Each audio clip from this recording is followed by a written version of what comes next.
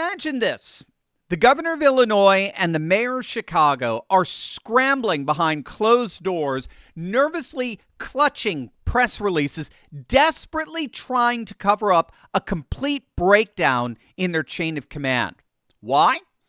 Because their own Illinois state troopers, the very backbone of state law enforcement, have rebelled. After both the governor and mayor refused to allow them to work with ICE, the Illinois state troopers are telling them in effect to shove it. They're siding with ICE. They're siding with law and order. And they're now making arrests. A move that's forcing a stunning reversal from leaders who once vowed to resist federal agents at any cost. Stick with me to the very end of this video, because we're about to find out how what just happened in Illinois really is just the beginning. Hey gang, it's me, Dr. Steve, your patron professor, here to help you make sense of the insane madness as the far left desperately tries to stop the unstoppable rise of a new conservative age that you're making happen all over the world. So if you want a front row seat on how you are changing the world in ways you never even imagined, you know what to do. Make sure to smack that bell and subscribe button. The city of Chicago has become ground zero for America's sanctuary city debate, a place where Democrat leaders have prided themselves in defying federal immigration enforcement. Yet, in a move that no one saw coming, the supposed untouchable alliance between Governor J.B. Pritzker and Mayor Brandon Johnson is shattering as state troopers appear to have gone rogue.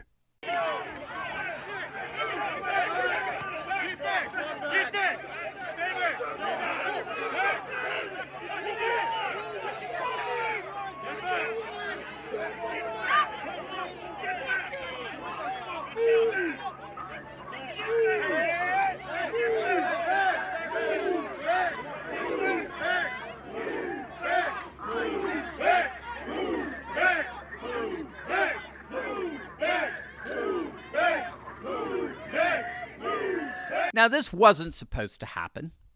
Pritzker and Johnson were giving rousing speeches about protecting all residents and swearing Illinois state resources would never, ever, under any circumstance, ever be used to help ICE agents who've been sent to Chicago to enforce federal law. In fact, Mayor Johnson went so far as to actually sign an executive order banning federal agents from parts of the city. Now, of course, how he would actually enforce that has never at any point been made clear. But this was a key campaign promise for both the governor and the mayor, one that reassured their hardcore radical far-left base that they would be absolutely unyielding in their resistance against the MAGA movement and its insistence on enforcing border security. But that promise left many law-abiding citizens throughout the Prairie State asking, what about us? What about public safety? What about enforcing the law? The city's crime crisis only deepened, illegal crossings spiked, and ordinary Chicagoans started wondering, who's really in charge here? However, behind the scenes, something amazing's been happening. We've been getting a number of reports that morale among Illinois state troopers has plummeted over the last several years. Their recruitment rates are at an all-time low, while their turnover rates are at an all-time high. With far leftists in power, law enforcement officers throughout Illinois have felt hamstrung by this pathetic political posturing, which has required them to literally ignore federal warrants, release suspects, and watch as their authority has been completely undermined by the Democrats. Rank-and-file troopers privately expressed outrage, fueling quiet resistance. All it took was a spark. Well, that spark came after a massive violent crime wave linked directly to illegal migrants with outstanding ICE detainers emerged. Local communities erupted, demanding action. Troopers, backed by their own union, drew a line in the sand. They would no longer ignore ICE requests. What started as quiet opposition exploded into open revolt. State troopers, fed up with Chicago's dangerous politics, began proactively cooperating with ICE, arresting criminals and handing them over for deportation. ISP, IOF, KKK, they're all the same! Disperse now, or you will be arrested! We will arrest you now! You have to get back to the law! In an astonishing report, a law enforcement operation called Operation Midway Blitz has shattered every promise Pritzker and Johnson made to the progressive wing. Department of Homeland Security just announced that Operation Midway Blitz has resulted in over 1,500 arrests across Illinois. Now, these aren't just random immigration violations, right? We're talking about dangerous criminals who were roaming free in Chicago's neighborhoods. DHS specifically identified pedophiles, vicious gang members, and armed robbers among those captured. And as you just saw, they were captured with the help of Illinois state troopers. Pritzker and Johnson were blindsided. Their phones rang off the hook. Community leaders, bureaucrats, radical left constituents, they all wanted explanations. And as the public heard about troopers defying orders, political strategists in the state capitol panicked. News broke nationwide. Illinois' own law enforcement was rebelling. The narrative of sanctuary safety crumbled in real time. Wait until you see what's really going on. But first, I just found out something wild about spike proteins. Now, if you don't know, spike proteins are like tiny shards that linger in your bloodstream. Instead of helping, they could stick to the lining of your blood vessels, trigger inflammation, and even make your blood more likely to clot. So that's why some people end up with circulation issues, fatigue, or even dangerous blockages long after the initial infection or jab.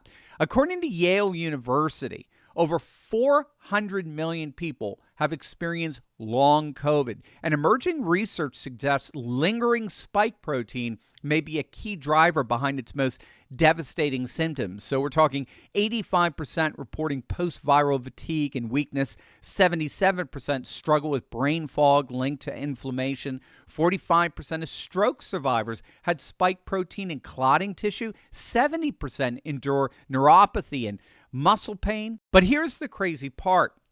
It really does look like Big Pharma in many ways created this crisis. They raked in over $90 billion in profit, and now they're looking the other way. 100% of Americans have been directly or indirectly exposed to spike protein, and now we're all suffering the consequences. But that's where Black Forest supplements comes in. They took Dr. Peter McCullough's original formula and they revamped it into the strongest 7-in-1 spike detox available. It packs 8 times more nattokinase than their competitors to support healthy circulation, plus a full 800 milligrams of NAC to boost your body's natural detox power. So if you've been feeling brain fog, low energy, or just off, spike protein may be the reason. This isn't just another detox pill. It's your reset button formulated to help clear spike proteins, restore energy, and fight brain fog. And if you click on that link below right now, you can get 40% off your order, but it's only for the next 48 hours. So don't wait. If you want that 40% off, click on that link below right now and begin your restorative journey today. So now, facing mounting pressure, the governor and mayor are trying to spin this whole sudden burst of state trooper activity around ICE facilities, arresting the very people that Pritzker and Johnson said that they would protect in their sanctuary state. Pritzker's press team hurried out statements about, we're reviewing policy and we support our law enforcement. Johnson is saying something akin to, it's all a misunderstanding. And what they're trying to do here is they're trying to make a very fine distinction between maintaining law and order and public safety versus actively assisting in the arrest and detaining of illegal migrants. So under Illinois law, being a sanctuary state, law enforcement is not allowed to assist ICE agents in enforcing immigration law. Yes, I know that sounds absolutely insane, but that's what you get when you elect Democrats, right? It's illegal to enforce the law. In effect, that's the Democrat Party in a nutshell. It is illegal to enforce the law, all the while they weaponize the law against their political opponents like they did with President Trump, charging him with charges no human being has ever been charged with before. What Illinois State Police have been doing, however, is they've been making numerous arrests, but they're arguing that they're being done primarily in their role of maintaining public order and safety around the Broadview ICE detention facility in Chicago City. So these arrests then are related to crowd control during protests, maintaining security perimeters and enforcing designated protest zones while maintaining order. And they're arresting with public safety enforcement in mind, where they see violent activity among protesters and the like, but they're not helping out in any way, shape, or form with the actual arrest of illegal migrants. Now, they can make these distinctions till they're blue in the face. The images, I think, are very clear. They're telling a very different tale. State troopers are indeed helping put up the fences and concrete barriers around the ICE facilities. They're escorting ICE agents into Chicago jails. They're helping to arrest dangerous fugitives, and they're openly cheering these moves by federal law enforcement. The impact of all of this is utterly seismic.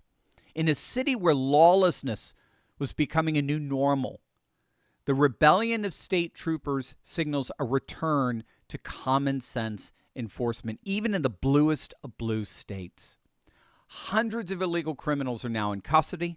Community outrage over sanctuary city policies is boiling over, and polls are showing surging support for law enforcement and ICE collaboration. Pritzker's and Johnson's credibility is in a freefall.